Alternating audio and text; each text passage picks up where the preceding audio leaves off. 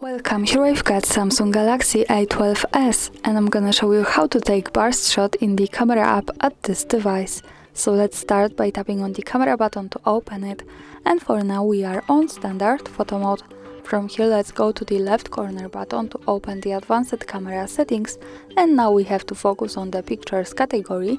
At the first position here we have swipe shutter button to add to option, so when we tap on it we can decide to use this as take burst shot or create GIF.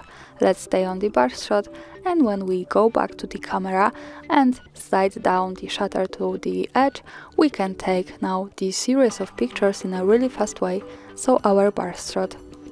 And that's all, thanks for watching, subscribe our channel and leave the thumbs up.